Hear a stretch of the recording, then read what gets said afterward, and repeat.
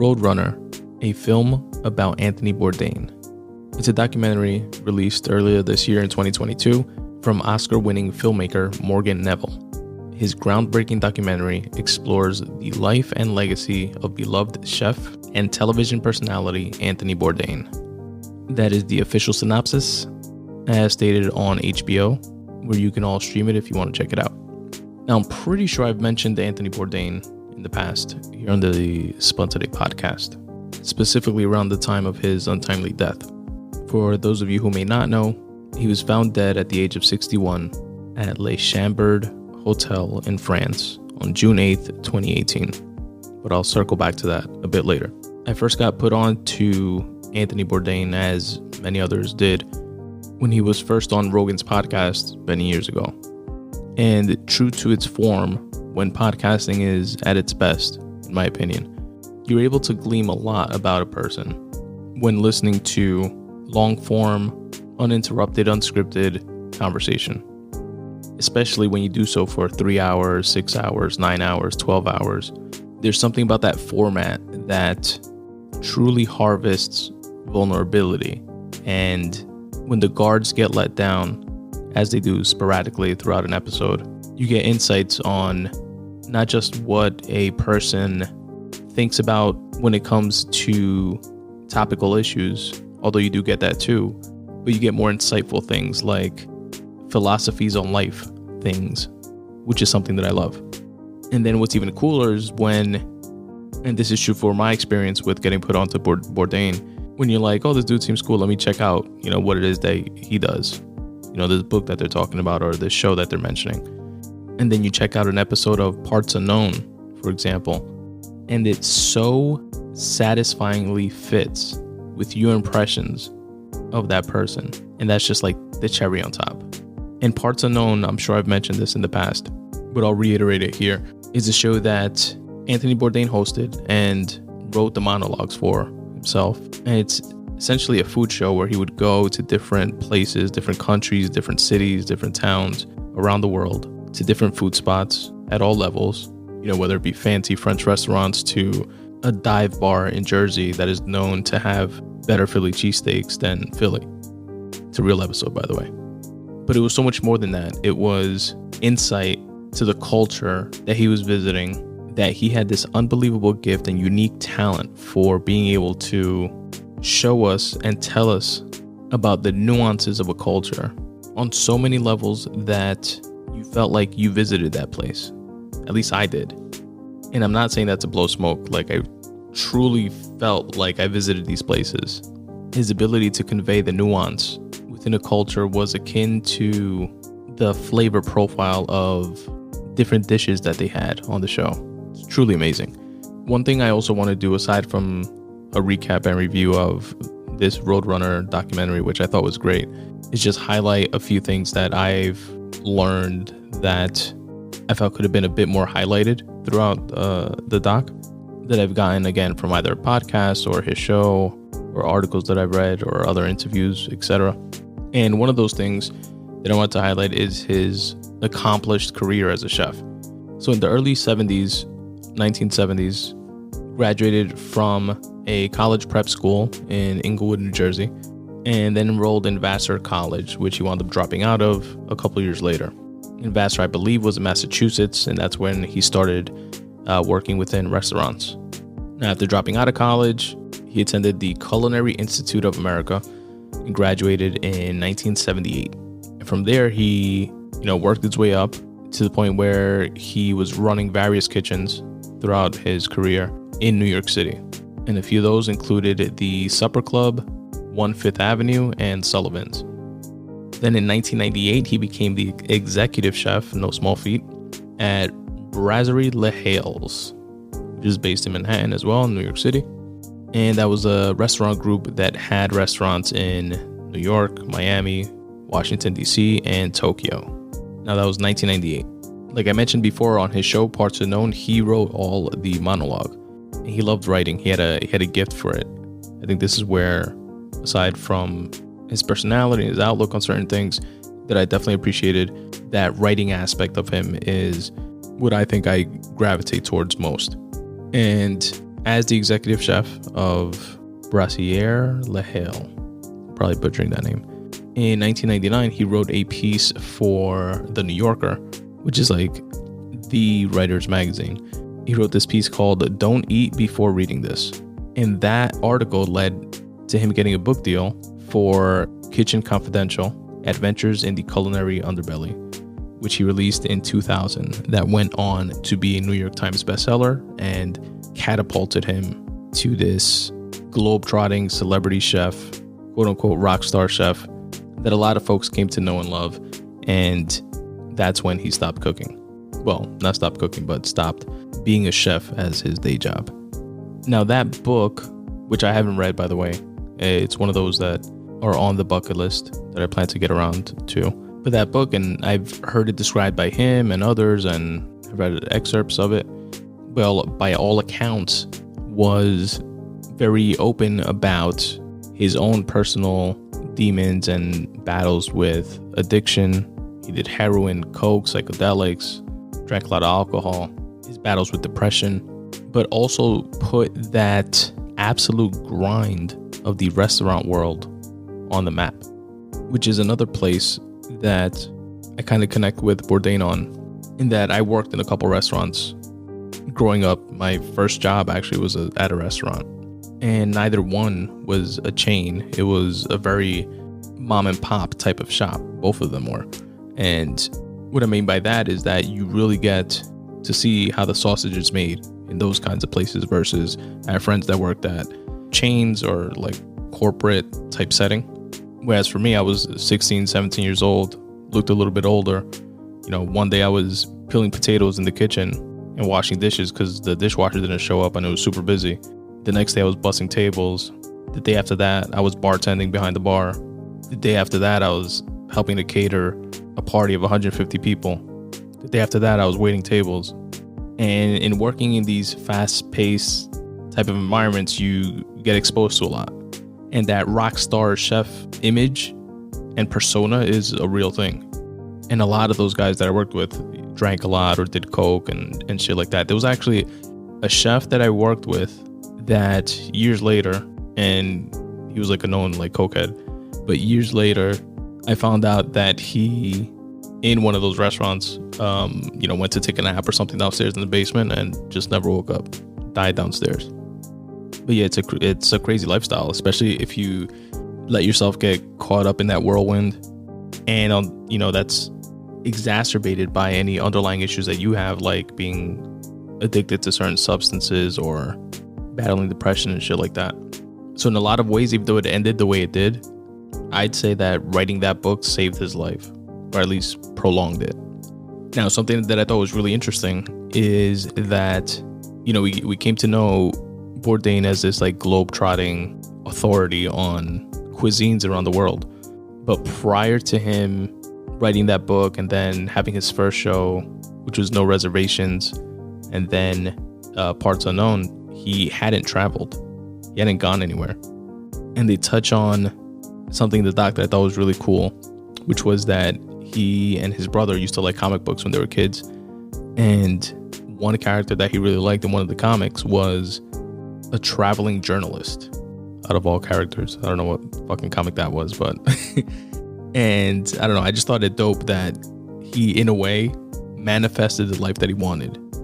And he was dreaming about being this world traveler, which he ultimately became, before even knowing what traveling was. Something else I really appreciate about Bourdain is that he was unapologetically poetic with his words. I know I personally can get that way sometimes with my writing, like when I'm in that pocket, but I'm always like, not always, but sometimes like self-conscious about it. So I definitely appreciate the conviction behind how he says what he says. In the doc, they describe him as a great American storyteller, and I definitely co-sign that. So yeah, within 2 years of Kitchen Confidential becoming a New York Times bestseller, he stopped being a chef. He starts getting these TV shows and traveling 250 plus days out of the year. And he wound up having a kid, a daughter, a lot later in life. I read a quote of his somewhere that I'm gonna butcher, but he said something to the effect of he didn't know what he wanted throughout his like 20s and 30s, and he didn't become famous until his 40s. He didn't have a kid until his like late 40s or early 50s, and that he felt like he should have died in his 20s, and that now he's like on borrowed time, and he feels like he's in a stolen car driving through life and just looking in the rearview mirror waiting for the police sirens to like pull him over and tell him it's coming to an end, something like that. But that definitely had to be rough on him, right? Like instant fame, instant-ish, so much later in life, and with other monumental things happening within your life, like having a child, and then compounding that with, in order to continue pursuing this, dream goal thing that kind of sort of came to be, it requires 250 plus days out of the year of travel. It's fucking insane. His show went on to win several Emmys, a Peabody Award. Someone described him as always rushing, and like rushing to the next scene where they were shooting a shot, rushing to the next country or to the next restaurant, and just rushing even when he had like nowhere in particular to go. And I thought that was kind of revealing to his battles with depression or mental illness. I don't think the drugs were a factor anymore. He still drank, but he was supposedly clean in terms of, using drugs and shit. And something else that was erratic like behavior was him firing his cinematographer, Zach, who had worked with him for like 12 years. And it felt like he kind of like fired him off like a whim or like a bad interaction. There was this artist called John Lurie, who's part of the doc, that I think put it best in terms of like his personality. There were people, highlighting like his dark side, and obviously others speaking of his light side and his accomplishments, etc. But this artist, John Lurie, said that people say that he was dark, that he had this like dark sense of humor, which he agreed with, but he was like, but he wasn't Edgar Allan Poe. He had a light around him. Something that seemed to come through as, and this is just me speculating, as something that was like eating at him, and this is based on his child's mother's accounts and other folks interviewed, was that he wasn't the dad that he wanted to be. And I'm sure, for me personally speaking as a father, that's something that I wouldn't be surprised if that added to his depression.